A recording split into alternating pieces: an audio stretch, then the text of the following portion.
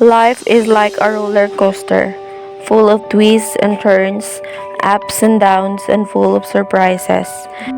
This is Bianca, the college student. When I went to school, my schedule was really full. I got up early, prepared for school, and also have extra classes, interaction with my classmates and friends. When I went to school, I had more homework, but the lessons were way more engaging and interesting, mentally as well as physically. I can concentrate better. Hi, I am Marco, and this is my life before pandemic. A seaman's life is hard and sometimes lonely life, without family and far from friends.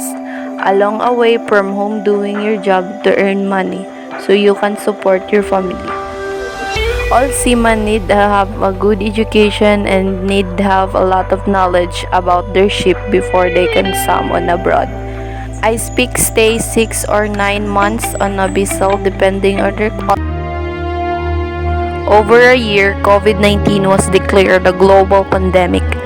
COVID-19 transmitted from person to person via droplets, contact, and it is transmitted when one individual talks, sneezes, produce droplets, saliva, containing the COVID-19 virus. These droplets are then inhaled by another person. COVID-19 transmission usually occur among the close contact, including the family members and health workers. Most common symptoms are fever, dry cough, challenge to public health, food system, and the world of work. The economic and social disruption caused by pandemic is devastating.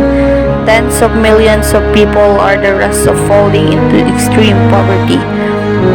Millions of enterprises face existential threat. Nearly half of the world's 3.3 billion global workforce at the risk of losing their livelihoods. Informal economy, economy. Workers are particularly vulnerable because the majority lack society protection and access to quality health care and have lost access to production assets.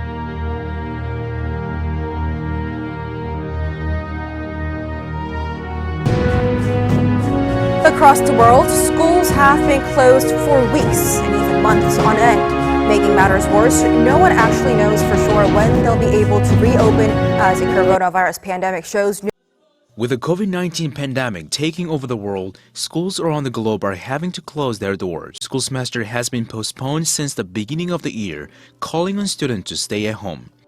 As an alternative way of learning, the country's education ministry encouraged schools to use online platform, launching a national internet cloud classroom for teachers and students to study at home. Outside of Asia, There are three ways of computing have saved education during the pandemic. It saved universities thousands of funds thanks to infrastructure as a service. It opened up education material to the masses. One of the biggest challenges institutions had faced has been making education material available to students. It allows people to work their own pace.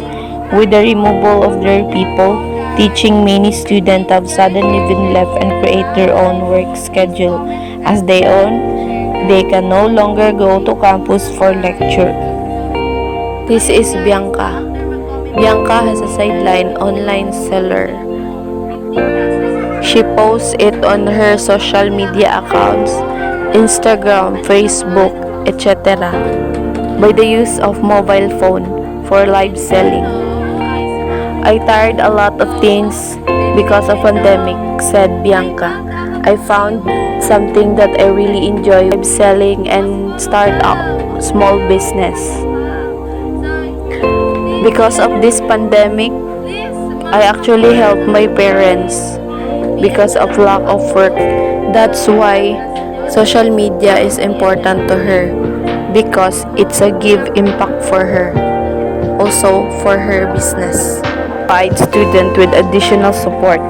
There has been a real drive for technology that supports Institutions, students, faculty, and staff are ready and available to use this technology using the pandemic. This is Marco. His job before is seaman, but now he is delivery boy because of lack of support and work, so that he decided for this job. How COVID-19 has changed the delivery industry. Order choice model are delivered to understand factors that affect the number of online deliveries made before COVID-19. Same day or next day service are expected for items such as grocery or meals. Respondents who are considered about the product. The use of social media, you can download Food Panda, Shopee, or other delivery app. Before pandemic, we used money remittance. Remittance refers to the money that is sent or transmitted to another party, usually overseas. Remittance can be sent via wire transfer, electronic payment system, mail, drop, or GQ. After years of consumer to switch digital and contactless payments, bank financial service companies are finally seeing their electronic investment pay off. With families trapped inside their homes or company with enhanced community quarantine and bank opening fewer branches operated in fewer hours. Because of that, people use digital payment mode. That is GCash International Remittance were found quickly and safely way for Philippines. There's no need to commute or walk to your local remittance centers and line up to claim money. Because of this app, PayPal, PayMaya, GCash, and other payment online mode. Technology made life easy during COVID-19 lockdown. For those locked down at their homes, thanks to the technology, was a savior during the lockdown.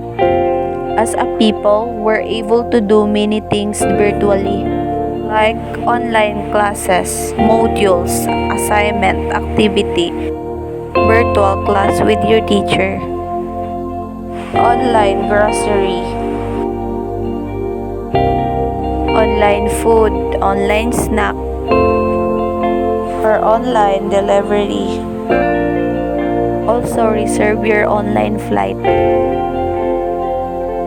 Information communication technology has drastically changed how people work, communicate, learn, and live.